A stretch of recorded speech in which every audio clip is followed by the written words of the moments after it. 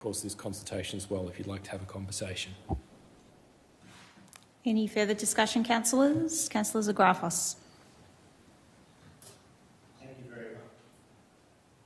Thank you very much, Mayor.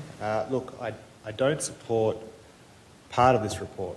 The part is that what it's doing is creating uncertainty for hundreds of local residents that use the Oakleigh Golf Club. But I might start with a question, if that's okay, Mayor. I don't know whether I can, to be honest, but I'll ask a question to the relevant director. You're entitled to, certainly. Okay, cool. How many public golf courses are there in the east of Melbourne? So obviously we've got Oakleigh and Glen Waverley. Do we have a number? Through you, Mayor, I can't tell you off the top of my head how many. As a matter of fact, I might need a further definition on what the east of Melbourne Let's constitutes. say adjoining councils. There's certainly one. There's the Malvern, East Malvern Public Golf Course. We have a number of private courses, but I'd have to take that on notice and get that detail. Okay, thank you very much, Director, through you, Mayor. And I note I probably should have asked that earlier. But the point is that, in my view, this council should think about not just its duty locally, but to people that live in the general vicinity in our part of Melbourne.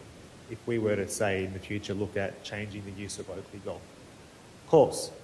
Now, I did speak with the president of the Veterans Golf Club today on the phone. He called me when this became a public document, and I note that I've received 5 emails today, of which one is from a committee member of the Veterans Golf Club, another person, who all strongly object to council looking to turn Oakleigh Golf Course into a open space non-golf course, I guess. And we should note that these are people that have been using this golf course for some time. They're generally older, I say that with respect, but they're older people. And they also believe that we probably should have spoken to them at least before putting this out for consultation. Putting that aside, one consideration that I have is that with the new housing coming into the Oakleigh area, so apartment complexes and basically new dwellings, you know, the demand for golf will only increase.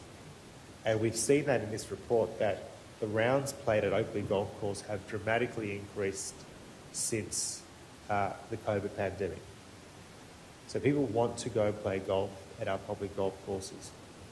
In my view, Monash Council is not there to provide a profitable business. Yes, we want to run our budgets efficiently, but we provide a service to people, same like we do at the Monash Gallery of Art, or the new name, which escapes me now, but our libraries, for example, and other services. You know, they run at a loss, I guess you could say that, because we fund them.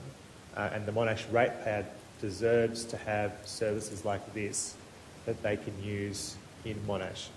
So putting that all into our consideration, I'm not scared to go for consultation, but I want councillors to strongly think about those that use this golf course, they want to use it, and those that could use it again in the future before we make a decision to close the golf course. Thank you.